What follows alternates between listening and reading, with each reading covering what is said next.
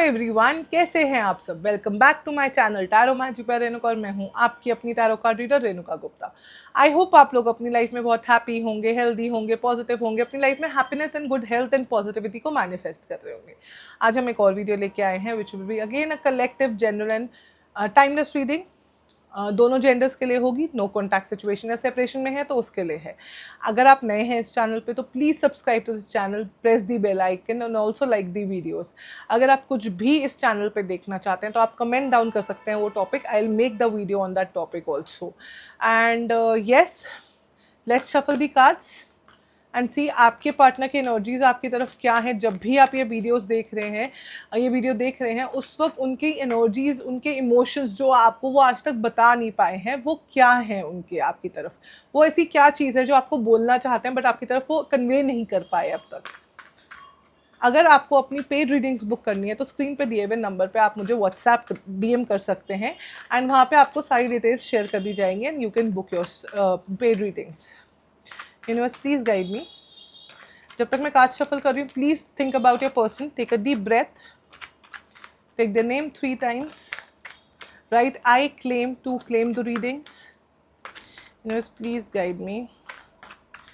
क्या hidden emotions है मेरे व्यूअर्स एंड सब्सक्राइबर के पार्टनर के, उनके लिए।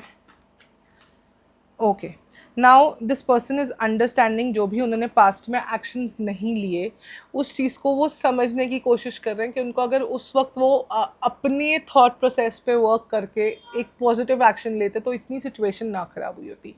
वो इस चीज़ को समझ पा रहे हैं कि अगर वो इस सिचुएशन पे एक पॉजिटिविटी के साथ काम करते तो रिलेशनशिप कितना ब्यूटीफुल हो सकता था। वो इस चीज़ को समझ पा रहे हैं कि उन्होंने क्या सोच के क्या अपने ही माइंड में एक बिल्डअप करके सिचुएशन को एक इमोशनल टर्म ख़त्म कर दिया इस रिलेशनशिप में। And now this person wants to convey this message to you कि they want to apologise basically. तो वो एक अपोलॉजी वाली एनर्जी मुझे बहुत क्लियरली दिख रही है कि एक इंसान को रिग्रेट हो रहा है जो उसने किया आपके साथ और वो चाहता है इस रिलेशनशिप को बिल्ड करना, बट उनको एक तरीका नहीं आता बात करने के, कि इमोशनल फ्रंट पे आके आपको हर चीज़ समझाने का उनको तरीका ही नहीं आता।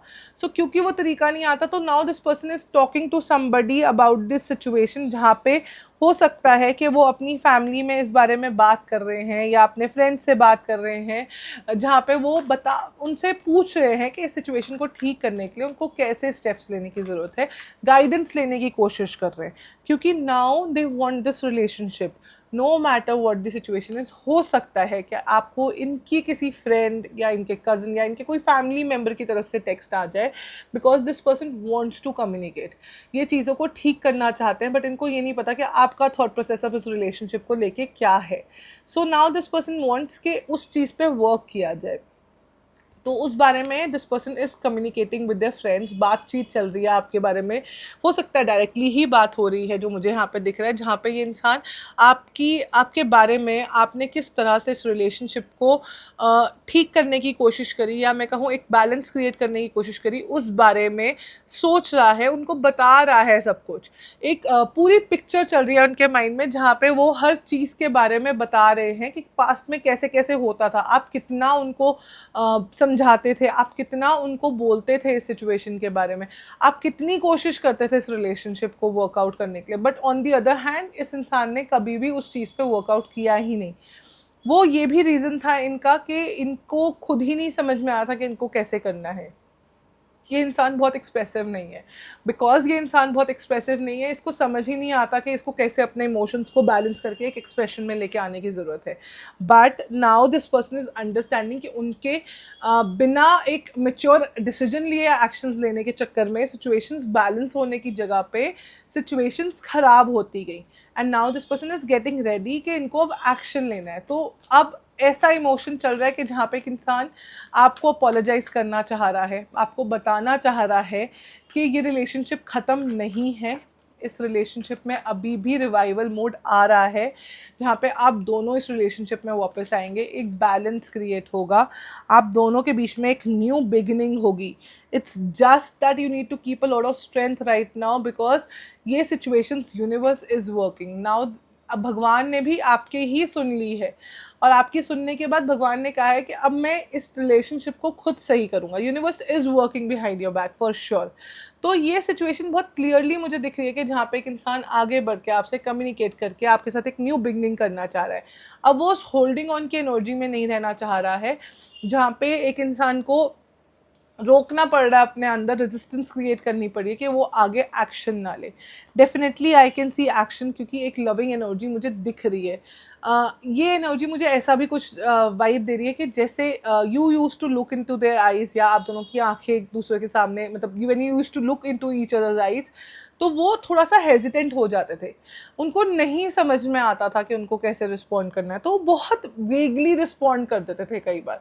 तो वो सिचुएशन बहुत क्लियरली मुझे वाइब दे रही है, but now they are ready to express their emotions. जो लविंग एनर्जी है आपकी तरफ, जो एक इमोशनल अटैचमेंट है, अभी तक हो सकता है कि आपको एक डाउट था कि सिर्फ आपकी तरफ से वो इमोशनल अटैचमेंट है, उनकी तरफ से कुछ भी नहीं है।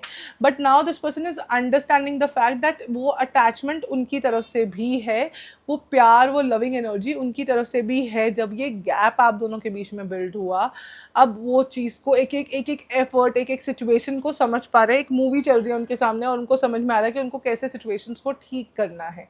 So this is the kind of energy over है।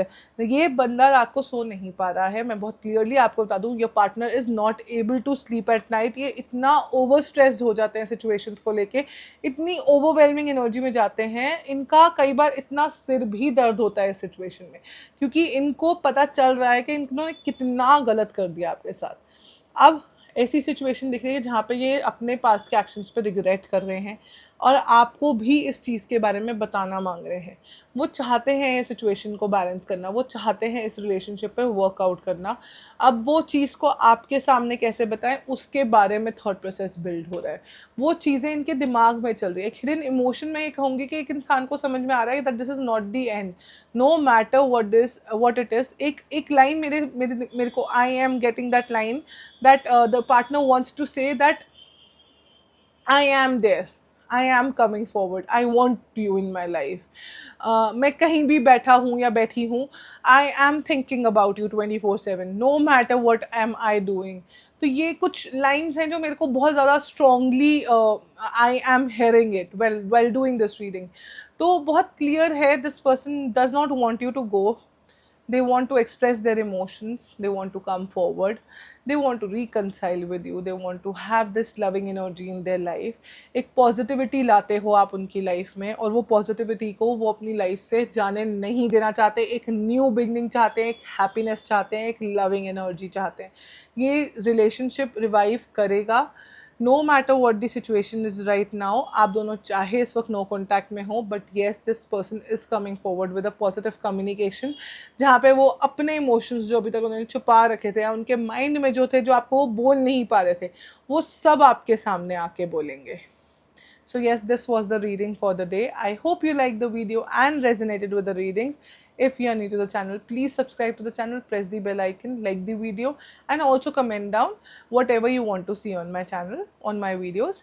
And thanks for watching. God bless you all.